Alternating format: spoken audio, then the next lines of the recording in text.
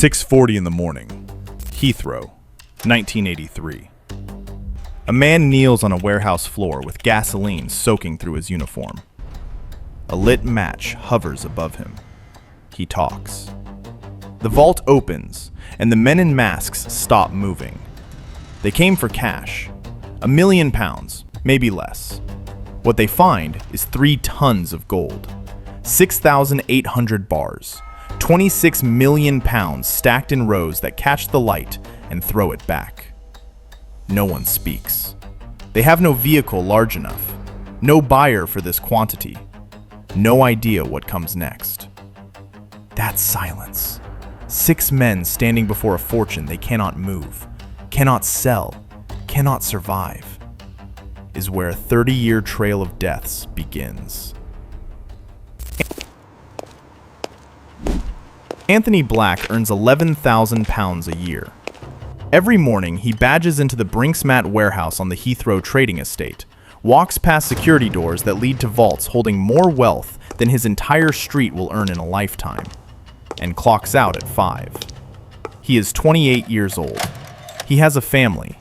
He has a brother-in-law named Brian Robinson. Robinson is not a security guard. Robinson is the kind of man who knows people. People who move things, sell things, make things disappear. And one evening, over a family dinner that Black will replay in his mind for the rest of his life, Robinson leans across the table and makes it sound simple. One night, one door. Your family never has to worry about money again. The plan is clean. Black opens the warehouse door. A crew walks in. They take the cash, perhaps £1 million sitting in the vault for redistribution. Everyone splits the money. Black goes back to work Monday morning. Nobody gets hurt. That is the plan. November 26th, 1983. Before dawn, 6 men in balaclavas arrive at the warehouse. They carry weapons. They wear security uniforms beneath their outer layers, enough to bluff through a checkpoint if questioned. Black has already disabled part of the alarm system. He lets them in. Inside, the night shift guards don't stand a chance. The crew moves fast. They overpower the staff, force them to the ground, and pour gasoline over one of them, a man doing the same job as Black for the same pay, who happened to draw the wrong shift. A match comes out. The guard gives up the vault codes. And this is where the story splits from every heist that came before it. The vault opens. There is almost no cash inside. What fills the space, floor to ceiling, is gold. Row after row of bars, each one weighing just under 13 kilograms, each one stamped with a serial number, each one glowing under the strip lighting like something that does not belong in a warehouse near an airport runway. 6,800 bars, 3 tons, 26 million pounds. The crew freezes. This was supposed to be a cash job. In, out, spend. Cash is anonymous. Cash fits in bags. Cash does not require a forklift. Gold is a different problem entirely. They take what they can physically carry. They load a van, far too small for the haul, and leave behind a portion of the bullion because they simply cannot lift it all. Even what they manage to take pushes the vehicle past its weight limit.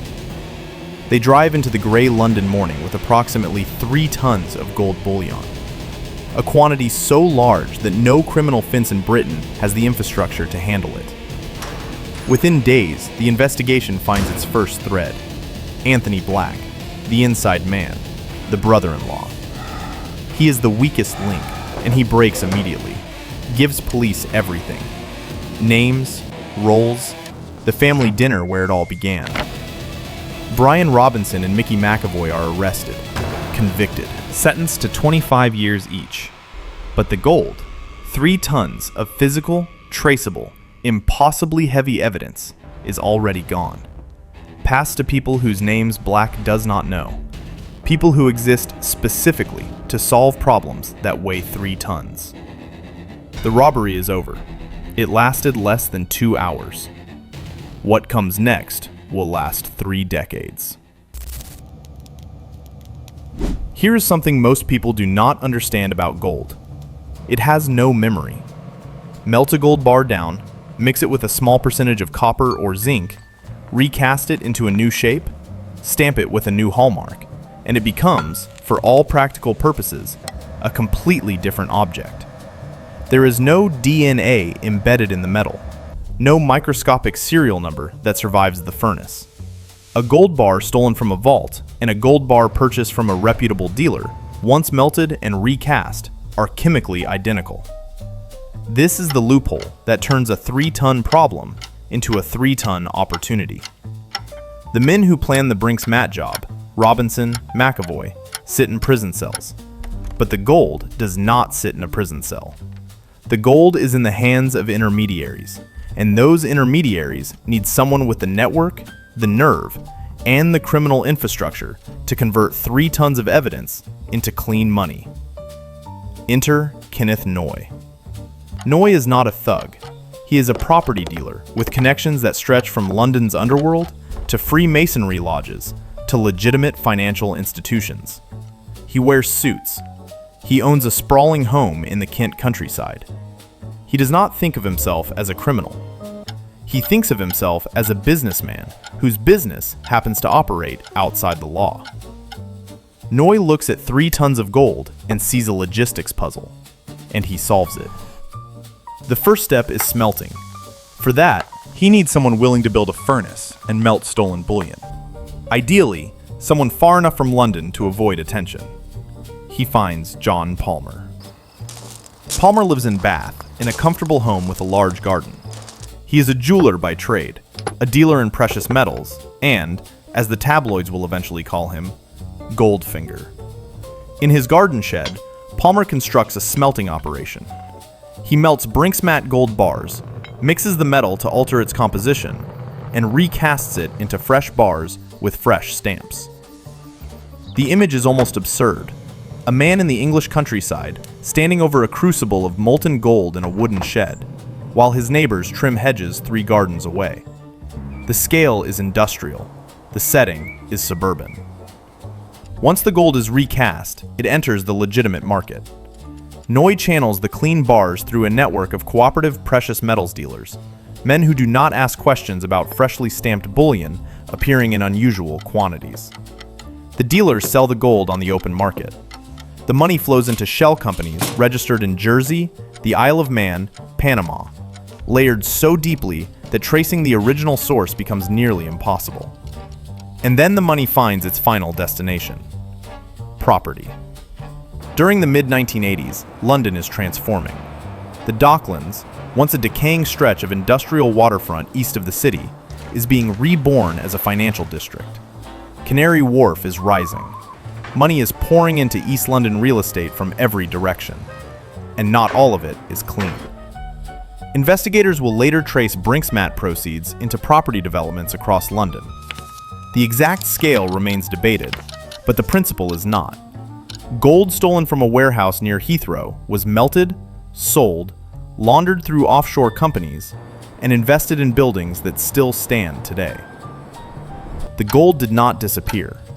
It changed shape. First into bars with new stamps, then into cash, then into concrete and glass and steel.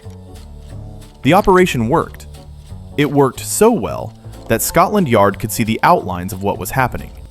Gold flowing through Noy's network, unexplained money surfacing in property deals, and still could not assemble enough evidence to shut it down. So they decided to get closer. They sent a man into Kenneth Noy's garden. Saturday night, January 26, 1985. The Kent countryside is dark and cold. Kenneth Noy's property in West Kingsdown sits behind a long driveway, screened by trees, protected by high walls and a sophisticated alarm system. And by dogs. Rottweilers. Trained to bark at anything that moves in the dark. Scotland Yard knows Noy is handling Brinks-Mat gold. They have surveillance teams watching his property, photographing visitors, tracking movements. But surveillance from the road is not enough. They need eyes inside the perimeter.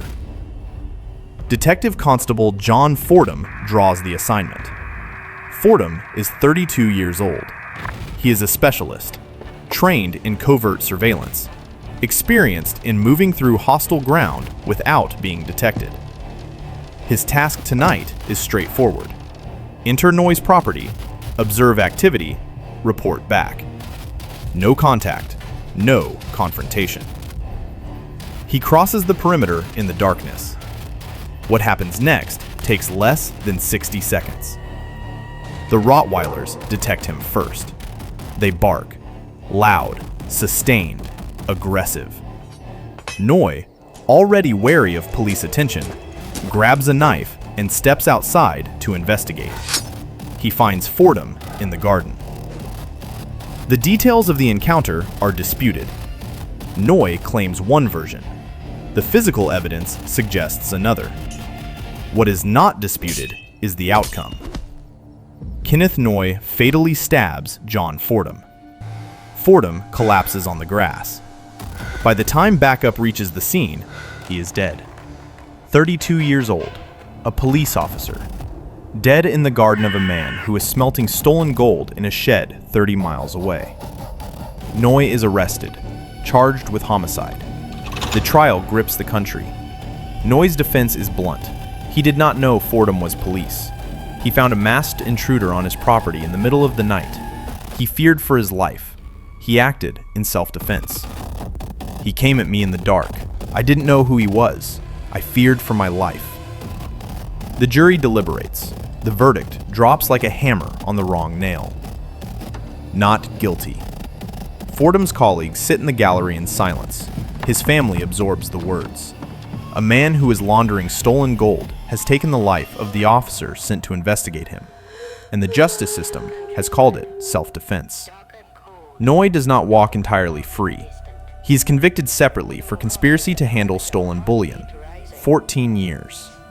But the fatal encounter in the garden, the knife wounds that ended Fordham's life, carries no conviction.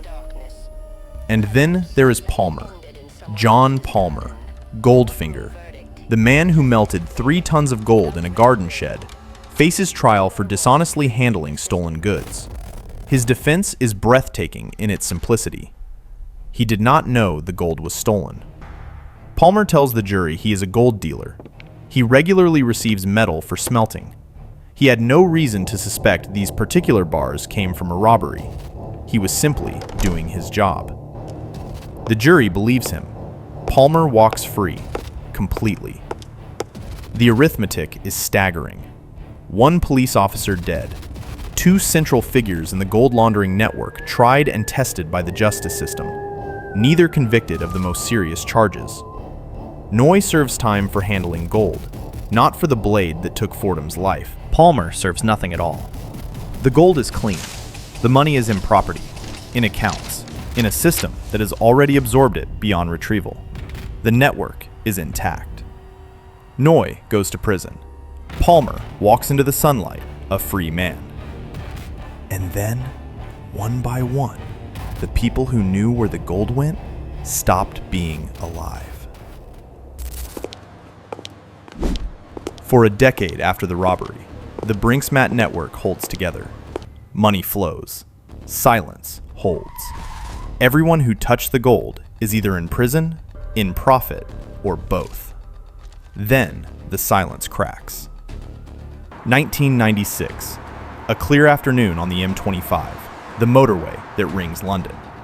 Kenneth Noy, released from prison, wealthy, free, is behind the wheel when another car cuts him off.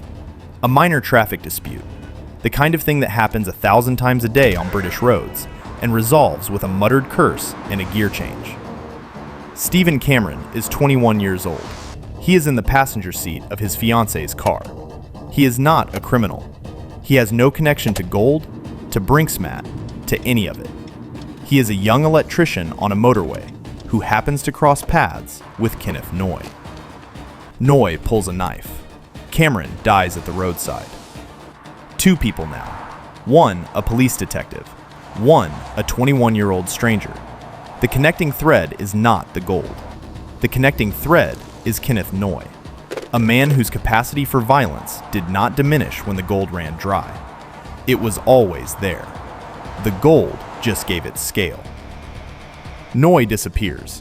He flees to southern Spain, lives under a false identity for 2 years while British police launch an international manhunt. While Noy hides, the list opens. 1998. Solly Nahom, financial advisor, connected to the movement of Brinks-Mat money through offshore accounts. Fatally shot outside his home in Finchley, North London. Professional hit. No witnesses worth testifying. No conviction. The same year, Spanish police track Noy to a restaurant on the coast. He is arrested, extradited, and in 2000, convicted of Stephen Cameron's death. Life sentence. The road rage incident, not the gold, finally puts Noy behind bars for good. But his imprisonment does not stop the dying. 2001. Brian Perry.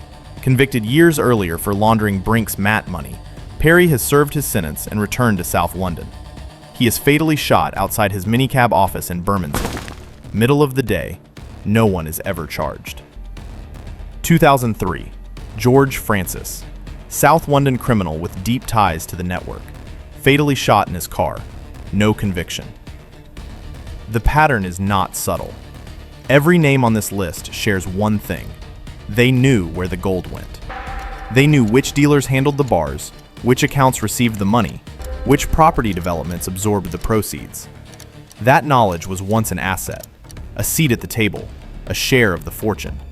Now, it is a death sentence. Everyone connected to Brinks-Mat gold, one investigator tells the press, either went to prison, went into hiding, or went into the ground. The gold created a network of shared liability. Every person who touched it became a witness to everyone else's involvement. And in a network where survival depends on silence, there is only one way to guarantee silence permanently. At least 6 people connected to the robbery are killed in the 3 decades following that November morning. Some connections are direct. They handled the gold, brokered the deals, moved the money. Others are peripheral, advisors, associates, men who knew one detail too many. The robbery took less than 2 hours. The dying stretches across a generation. But the most famous name on the list, the man the tabloids called Goldfinger, outlives them all. For 32 years, John Palmer survives. He builds empires. He lives loudly and lavishly, as though daring the list to reach him. Until a summer afternoon in his garden. After his acquittal, John Palmer does not disappear. He expands. The man who melted stolen gold in a garden shed pivots to timeshare properties in Tenerife. Aggressive sales operations, high-pressure tactics, enormous margins. At his peak, Palmer's estimated worth exceeds £300 million. He flies privately. He employs armed security. He lives with the volume turned all the way up, like a man who believes he has already survived the worst the world can throw at him. The gold that launched his career is decades behind him, or so it appears. June 24th, 2015, South Weald, Essex. Palmer is 65 years old. He has recently had open heart surgery. His chest is stitched and scarred, his body still recovering. He is in his garden. A garden. Always a garden in this story. 6 shots. Palmer falls on the lawn. By the time emergency services arrive, he has been dead for several minutes. The paramedics assess the scene. A 65-year-old man with a documented heart condition, fresh surgical scars across his chest, found collapsed outdoors in the summer heat. Initial finding: cardiac arrest. It takes days. Days before a pathologist looks closely enough. Days before someone examines the surgical scars and notices that some of the marks underneath them are not from a surgeon's blade. They are bullet holes. 6 of them. Entering the chest in almost the same location as the incisions from his heart operation. John Palmer, Goldfinger, has been fatally shot, and nobody noticed. The bullets hid beneath the scars the way melted gold hides beneath a new hallmark. The same principle, the same trick. Palmer spent his life making stolen things look legitimate. In death, His killing is disguised as natural causes. The case is reclassified as a homicide. An investigation opens. Years pass. No one is ever charged. Palmer becomes the last confirmed name on a list that stretches back 32 years to a warehouse near Heathrow and a vault door opening onto more gold than 6 men could carry. And the gold itself? Police recovered a fraction. A few bars here, a seizure there, small victories against a tide of molten metal that had already poured into the legitimate economy and hardened into something unrecognizable. The rest, the vast majority of 3 tons of stolen bullion, was smelted, recast, sold, invested, and built. It became jewelry worn by people who never thought to ask where the metal came from. It became property in neighborhoods that have since tripled in value. It became part of the Docklands skyline, Canary Wharf, the towers, the developments that reshaped East London, financed by money that traces back through shell companies and offshore accounts and crooked dealers to a 2-hour robbery at a warehouse near a runway. There is a saying among the detectives who worked this case: if you bought gold jewelry in Britain in the last 40 years, some of it probably passed through the Brinks-Mat chain. The gold was never lost. It just stopped being gold. It became rings, buildings, London itself. The robbery lasted 2 hours. The dying lasted 30 years. Someone in London is wearing it right now. They have no idea